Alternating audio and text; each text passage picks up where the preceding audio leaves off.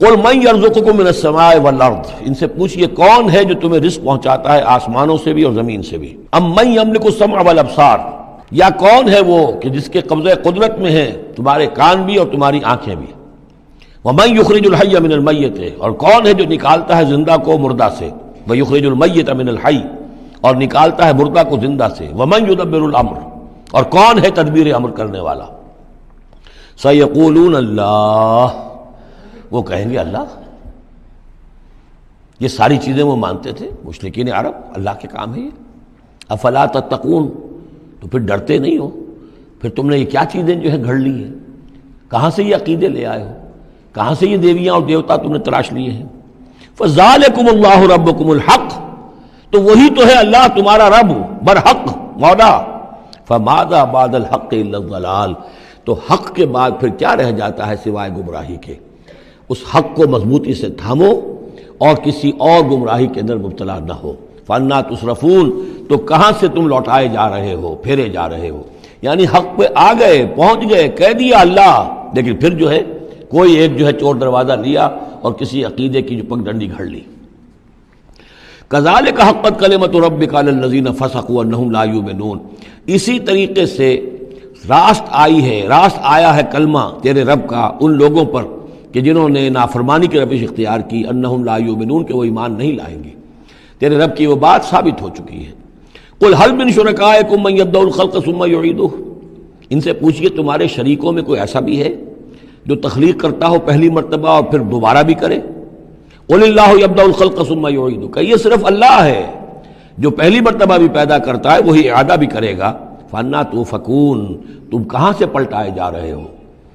قل هل من شرکائکم من یہدی الی الحق، ان سے پوچھئے ہے کوئی تمہارے شریکوں میں سے جو حق کی ہدایت دے سکے، رہنمائی کر سکے۔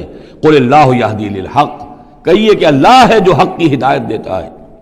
افمن یہدی الی الحق احق ان یتبع، تو کیا بھلا وہ کہ جو حق کی ہدایت دیتا ہو زیادہ مستحق ہے اس کا کہ اس کی بات مانی جائے، امن لا یہدی الا ان یہدی، یا وہ کہ جو خود ہدایت نہیں پا سکتا الا یہ کہ اسے ہدایت دی جائے۔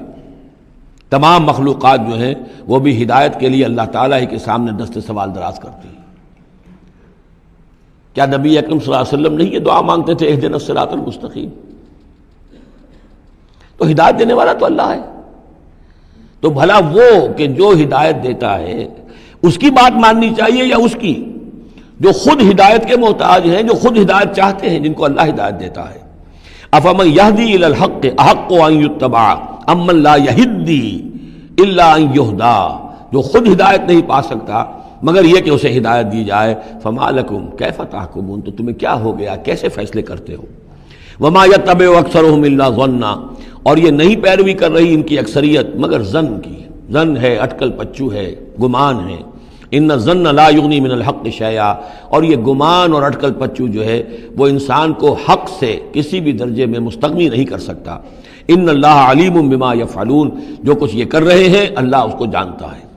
وما کان ھذا القرآن ان یفتری من دون اللہ، یہ قرآن ایسی شے نہیں ہے کہ جسے اللہ کے سوا کہیں اور گھڑ لیا گیا ہو، یہ گھڑی جانے والی تصنیف کی جانے والی کتاب نہیں ہے۔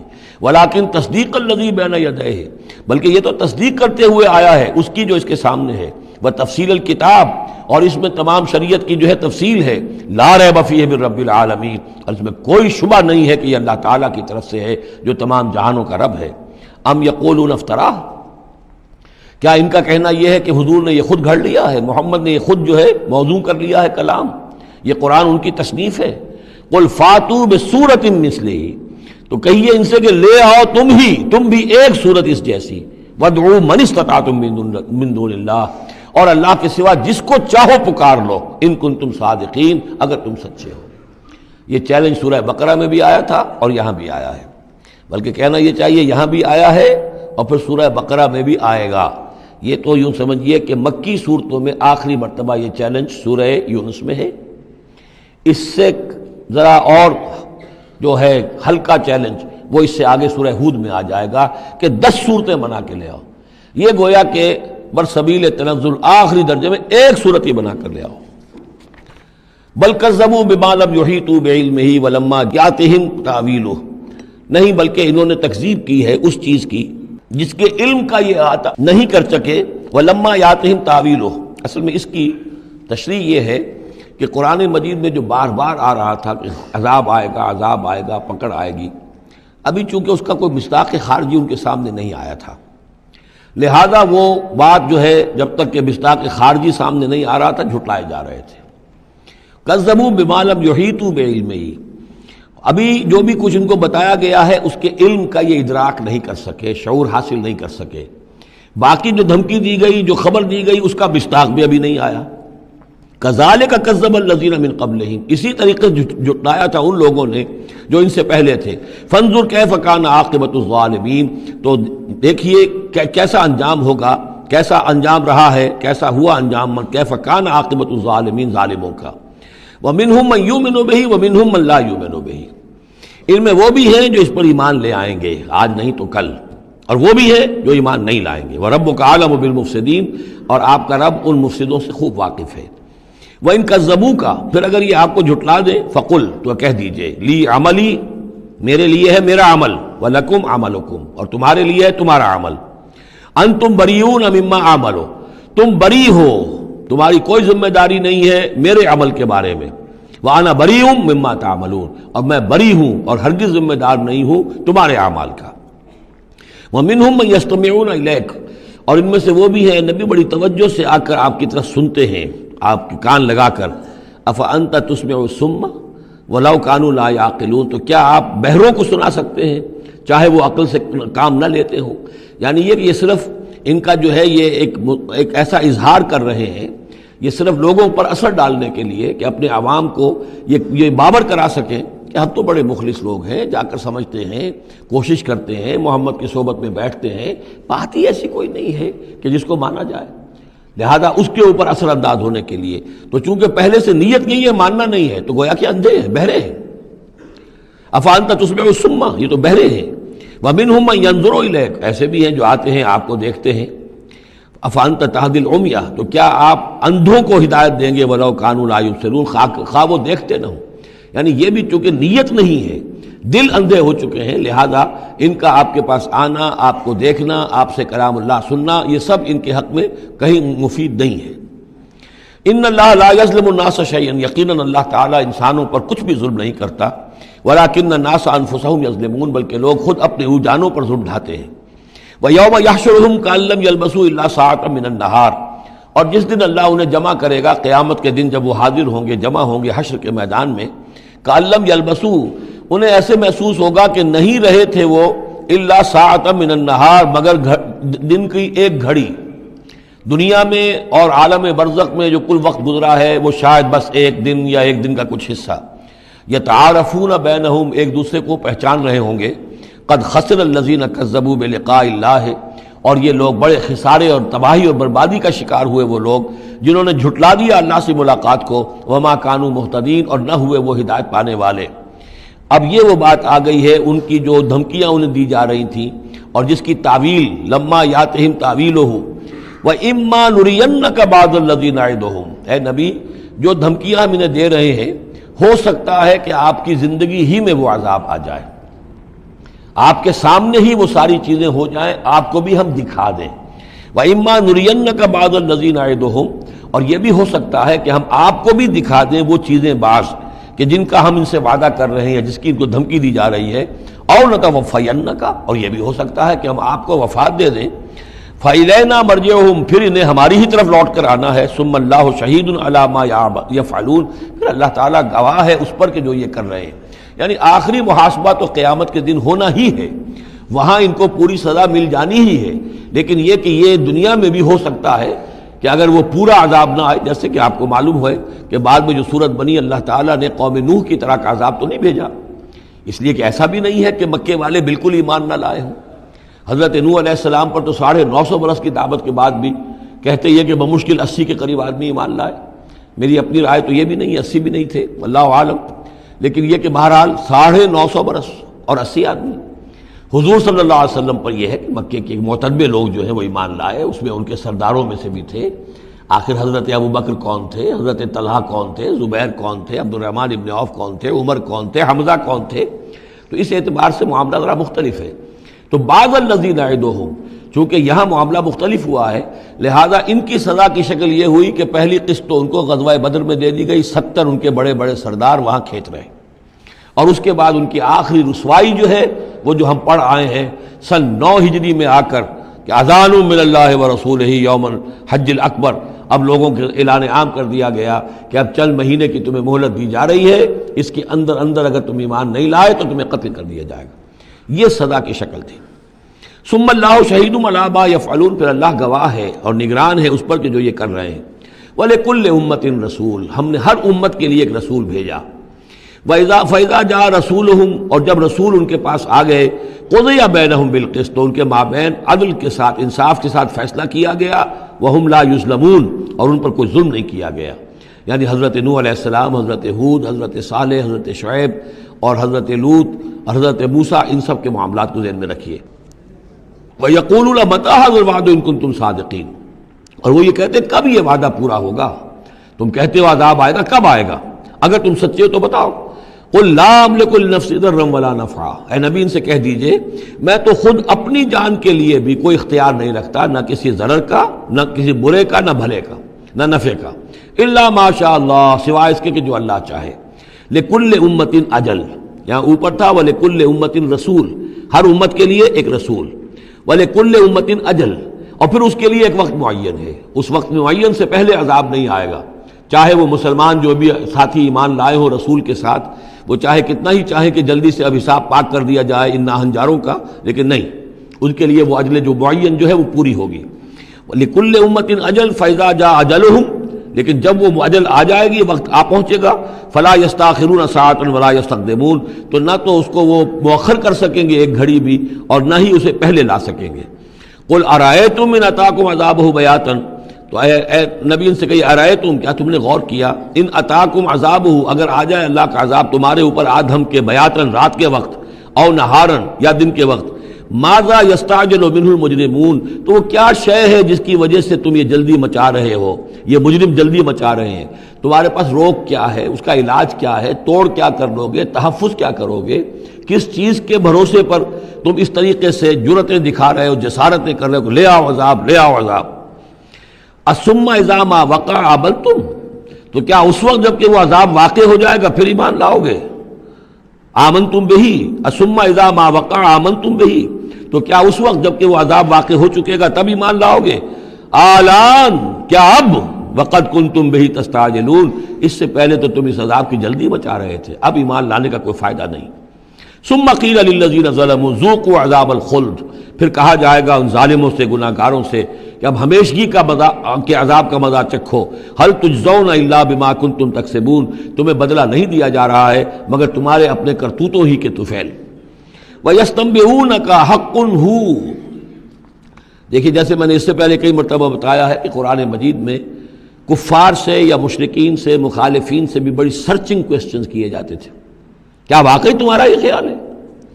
یہاں کفار اسی انداز میں سوال کر رہے ہیں حضور سے، وَيَسْتَنبِئُونَكَ حَقٌّ هُوَ، اور اے نبی وہ آپ سے پوچھتے ہیں محمد واقعی یہ حق ہے جو آپ کہہ رہے ہیں؟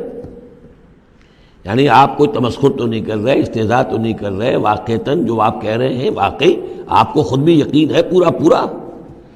وَيَسْتَنبِئُونَكَ حَقٌّ هُوَ، وہ آپ سے پوچھتے ہیں کہ کیا واقعی جو بات آپ کہہ رہے ہیں یہ ہونے والی ہے، شدنی ہے، یقینی ہے، آپ کو یقین ہے؟ قُلْ ای وَرَبِّی إِنَّهُ لَحَقٌّ، بہت زور ہے اس کلام میں، کہہ دیجئے ہاں اور مجھے میرے رب کی قسم ہے کہ وہ حق ہے، شدنی ہے، اٹل ہے، ہو کر رہے گی۔ وَمَا أَنْتُم بِمُعْجِزِينَ، اور تم شکست نہیں دے سکو گے اللہ کو، تم ہرا نہیں سکتے۔ وَلَوْ أَنَّ لِكُلِّ نَفْسٍ ظَلَمَتْ مَا فِي الْأَرْضِ لَافْتَدَتْ بِهِ، اور اگر کسی جان کے پاس، ایک جان کے پاس اگر زمین کی ساری دولت بھی ہوگی تو وہ اسے فدیے میں دینا چاہے گی۔ وَأَسَرُّوا النَّدَامَةَ، اور وہ اپنی ندامت کو چھپائیں گے، اندر ہی اندر جو ندامت ہوگی، لما رأوا العذاب، جب وہ دیکھیں گے عذاب کو، وقضی بینہم بالقسط، اور ان کے مابین عدل و انصاف کے ساتھ فیصلہ کر دیا جائے گا، وہم لا یظلمون، اور ان پر کوئی ظلم نہیں ہوگا۔ الا ان للہ ما فی السماوات والارض، آگاہ ہو جاؤ جو کچھ بھی ہے آسمانوں اور زمین میں وہ اللہ ہی کا ہے، اسی کی ملکیت ہے۔ الا ان وعد اللہ حق، آگاہ ہو جاؤ اللہ کا وعدہ حق ہے، ولیکن اکثرہم لا یعلمون، لیکن ان کی اکثریت علم نہیں رکھتی۔ ہوا یحیی و یمیت، وہی ہے جو جلاتا ہے اور مارتا ہے، وإلیہ ترجعون، اور اسی کی طرف تمہیں لوٹ جانا ہے۔ اب جو یہ دو آیات آ رہی ہیں یہ پھر بہت عظیم خزانہ ہے قرآن مجید میں۔ عظمت قرآن کے بیان پر یہ بہت ہی جامع مقام ہے افادیت کے اعتبار سے۔ یا ایھا الناس، اے لوگو، قد جاءتکم موعظۃ من ربکم وشفاء لما فی الصدور، دیکھو آ گئی ہے تمہارے پاس نصیحت تمہارے رب کی طرف سے، اور جو روگ تمہارے سینوں میں ہیں ان کی دوا، ان کی شفا۔ یہ بہت اہم ہے، یہاں جو ترتیب آئی ہے وہ یہ ہے کہ اگر دل سخت ہو گئے ہوں تو ظاہر بات ہے کہ پھر اس پر کوئی کلام نرم و نازک بے اثر، مرد ناداں پر کلام نرم و نازک بے اثر، تو پہلے دل کو نرم کرنے کی ضرورت ہے۔ زمین سخت ہے، بارش برسی ہے، بارش بہہ گئی ہے، کوئی فائدہ ہی نہیں ہوگا، بارش جذب بھی نہیں ہوا۔ آدمی بیمار ہے، الٹیاں آ رہی ہیں، آپ دوا دے رہے ہیں، نکل جاتی ہے، وہ دوا جو ہے معدے سے جذب ہو تو فائدہ پہنچائے نا۔ تو پہلا کام یہ ہے کہ دل کو نرم کیا جائے۔ ثم قست قلوبکم، جو دل سخت ہو گئے تھے انہیں نرم کیا، اس کے لیے واعظ کی ضرورت ہے، موعظہ، نصیحت، ایسی بات جو دلوں میں گداز پیدا کر دے، نرمی پیدا کر دے۔ پھر اس کے بعد جب وہ دوا بن کر اور وہ جذب ہو جائے تو اب اس کی تاثیر ہوگی کہ اب جو اس کے اندر امراض ہیں دلوں کے اندر، دلوں میں امراض کیا ہے؟ دنیا کی محبت، دولت کی محبت، شہرت کی محبت، جائیداد کی محبت، اولاد کی محبت، بیویوں کی محبت۔ دنیا یوں سمجھیے کہ ایک شے ہے، اسی میں ساری چیزیں آ جائیں گی۔ زُيِّنَ لِلنَّاسِ حُبُّ الشَّهَوَاتِ مِنَ النِّسَاءِ وَالْبَنِينَ وَالْقَنَاطِيرِ الْمُقَنطَرَةِ مِنَ الذَّهَبِ وَالْفِضَّةِ وَالْخَيْلِ الْمُسَوَّمَةِ وَالْأَنْعَامِ وَالْحَرْثِ۔ یہ روگ اور تکبر اور حسد اور بغض، ان چیزوں کو نکال کر ان کا جو ہے علاج ہے وہ قرآن ہے۔ قد جاءتکم موعظۃ من ربکم، قرآن مجید اولاً تو موعظہ ہے، واعظ ہے، نصیحت ہے، پھر شفا ہے، شفاء لما فی الصدور، جو سینوں کے اندر جو روگ ہیں ان کا علاج ہے، وہدن، اور اب ہدایت ہے۔